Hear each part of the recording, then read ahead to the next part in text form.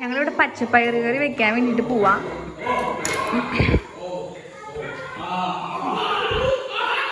ഇത് നന്നായിട്ട് കഴുകി വൃത്തിയാക്കിയ പയറാണ്.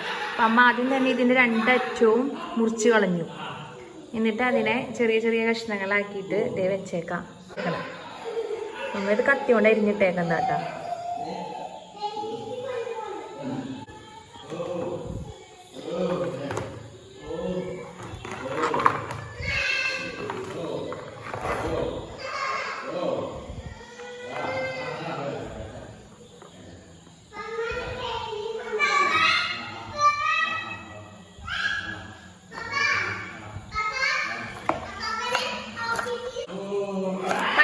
കയ്യോണ്ട് ഒടിച്ചിടാറല്ലേ പതിവ്. ഇപ്പൊ കത്തി കൊണ്ടായില്ല. ആ ശരിയാ. പണ്ടത്തെ ആ പയറിനൊക്കെയായിരുന്നു ടേസ്റ്റ്.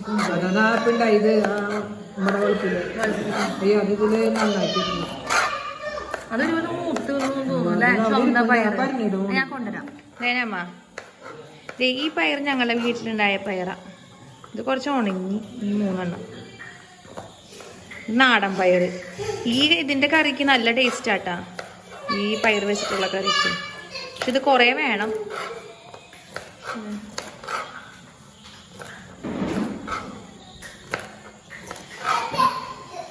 അപ്പൊ ഇത് ഉണങ്ങിന്ന് സൂക്ഷിച്ചു വെച്ച് കഴിഞ്ഞാൽ ഇതിന് വിത്ത് കിട്ടില്ല അമ്മ. ഈ വിത്ത് വേണമെങ്കിൽ മുളപ്പിക്കാം. ഇത് നന്നായിട്ട് ഉണങ്ങി. പയറ് എല്ലാ സീസണിലും ഉണ്ടാവണ ഒരു ഇതാണ്. ദേ ഇവിടെ ഉണ്ടായി കിടക്കണ്ട കേട്ടാ. ഇതേന ഇതെത്ര വളമൊന്നും അങ്ങനെ ഇട്ട് കൊടുക്കാത്ത കാരണാ ദേ പയറ് എന്താ കേടുണ്ടാ? ഇല്ല, അത് മണ്ണാ. ഇവൻ്റെ ചാണകം മാത്രമേ ഇതിനിട്ട് കൊടുക്കുന്നുള്ളൂ, വേറെ ഒന്നും ഇതിനിട്ട് കൊടുക്കണില്ല. ഞാൻ നേരത്തെ കാണിച്ചു തന്ന പയറ് ഈ ചെടിയുമേ ഉണ്ടായതാ. അതേ വന്നെ ജാതിയുടെ മേലേക്ക് കയറ്റിയേക്കണേ.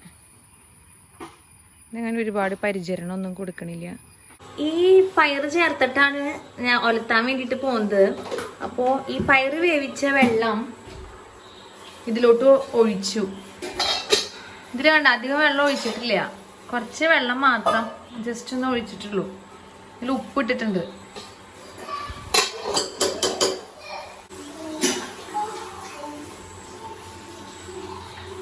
ഇപ്പോൾ തിരിച്ചേ കണ്ട അതിലത്തെ വെള്ളം തിളച്ച് തുടങ്ങി. ഇതിങ്ങനെ എപ്പോഴും തുറക്കാൻ വേണ്ടിയിട്ട് പാടില്ലാത്ത അടപ്പൊന്നും.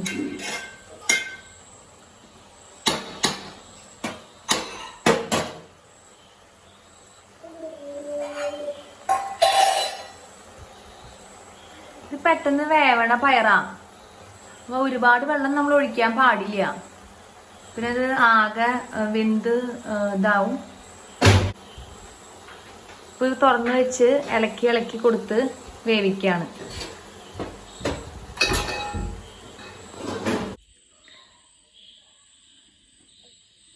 ഇപ്പോൾ ദേ ഈ പയറ് നന്നായിട്ട് വെന്ത് കഴിഞ്ഞു. കണ്ട, ഇതില് ഉണക്കപ്പയറും കൂടി ചേർത്തിട്ട് നന്നായിട്ട് ഇളക്കി വെച്ചേക്കാണ്. ഇതിൽ വെള്ളം ഉണ്ടോന്ന് നോക്കി. തീരെ വെള്ളമില്ല, ഇത് തീരെ വെള്ളമില്ല.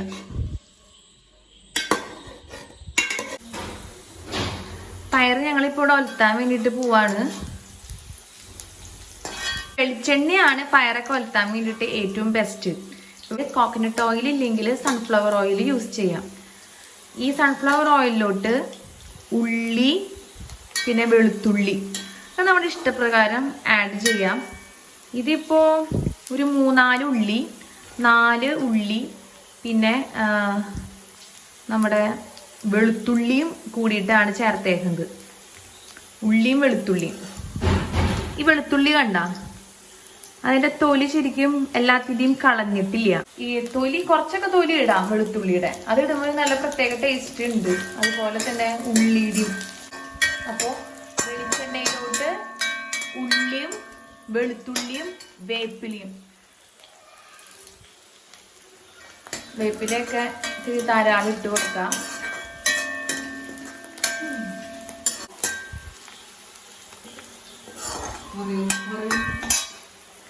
അമ്മ പണ്ട് ഞാനൊക്കെ ഉണ്ടല്ലോ ഈ കറി വളർത്തുന്ന സമയത്ത് കുറച്ച് എണ്ണ ഒഴിക്കുള്ളൂ, കുറച്ച് വെളിച്ചെണ്ണ. ഓയിൽ എന്തിനാണ് ഒരുപാട് ഓയിലിനൊക്കെ.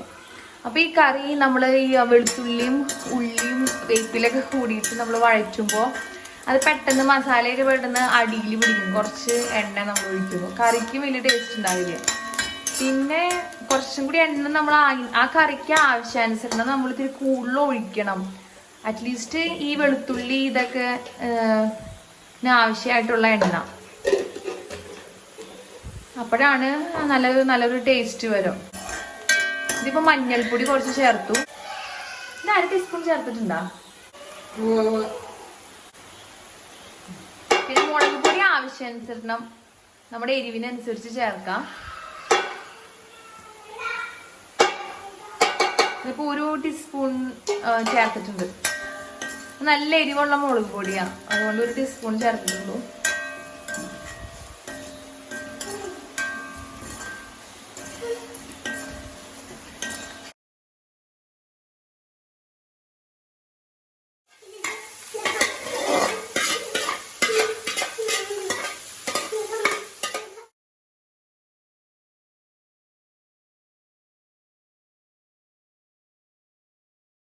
മഞ്ഞൾപ്പൊടിയും മുളക് പൊടിയൊക്കെ എണ്ണയിലിട്ട് നന്നായിട്ട് മൂപ്പിച്ച് അതിൻ്റെ പച്ചച്ചോക മാറണം. അത് ഏത് പോയിന്റിലാണ് മാറണേന്ന് വെച്ച് കഴിഞ്ഞ് കഴിഞ്ഞാൽ അത് കുറച്ച് നമുക്ക് എക്സ്പീരിയൻസ് വേണം. നമ്മൾ കുറച്ചൊക്കെ ഇങ്ങനെ ഒലത്തി കഴിയുമ്പോൾ ഒരു പോയിന്റിൽ എത്തുമ്പോൾ നമുക്ക് മനസ്സിലാവും ഓക്കെ ഇത് ഇടാൻ സമയമായിട്ടുണ്ടെന്ന്. അല്ലെങ്കിൽ നമ്മൾ ഇട്ട് കഴിഞ്ഞ് കഴിഞ്ഞാൽ നമുക്ക് കഴിക്കുമ്പോൾ തന്നെ അല്ലമ്മേ അതിൻ്റെ പൊടിയുടെ ഒരു പുക ഉണ്ടാവും. ശരിക്കും നമുക്ക് മനസ്സിലാക്കാൻ സാധിക്കും ഇന്ന് ഇതിൽ ഈ മുളക് പൊടി ഇട്ടിട്ടുണ്ട്, അതിൻ്റെ ആ ഒരു ടേസ്റ്റ് ഉണ്ടാവില്ല. ഇതേ തീ ഇതിൻ്റെ ഓഫ് ചെയ്തു. ഇത് കണ്ട കുറച്ച് ഡ്രൈ ആക്കിയിട്ട് എടുത്തേക്കാം. അപ്പം ഇങ്ങനെയൊക്കെ കറി ഉണ്ടാക്കുമ്പോൾ നമ്മൾ വേവിച്ച് വെച്ചേക്കുന്നത് ഒരു പ്ലേറ്റിൽ കുറച്ച് മാറ്റി വെച്ച് കഴിഞ്ഞ് നമുക്ക് കുട്ടികൾക്ക് കൊടുക്കാം. ഇത് അവർക്ക് ഇഷ്ടവും. ഉപ്പൊക്കെ ഉണ്ടല്ലോ, എരിവില്ല. ഇത് നല്ല ടേസ്റ്റുള്ള കറിയാട്ടാ. എരിവൊക്കെ നമ്മുടെ പാകത്തിനനുസരിച്ച് ഇടാം. അതുപോലെ തന്നെ മഞ്ഞൾപ്പൊടി ഒരുപാടായി കഴിഞ്ഞ് കഴിഞ്ഞാൽ അതിന്റെ ചൊകയുണ്ടാവും. ഇതൊക്കെ കുറച്ച് നമ്മൾ ഉണ്ടാക്കി വരുമ്പോഴാണ് അതിന്റെ ആ ഒരു ടേസ്റ്റ് വരും. വേണോ നിനക്ക് ടേസ്റ്റ് ചെയ്യാൻ? ചൂടുണ്ട്, ചൂടാറട്ടെ, ഊരി തരാം ഞാൻ.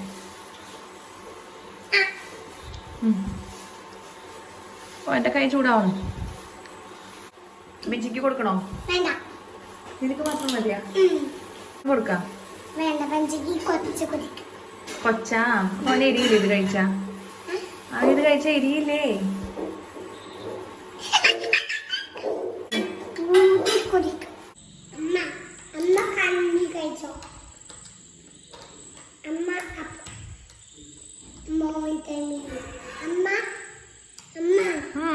മോർണിംഗ് ടൈമിൽ അമ്മ കണ്ടി കുടിച്ചോ?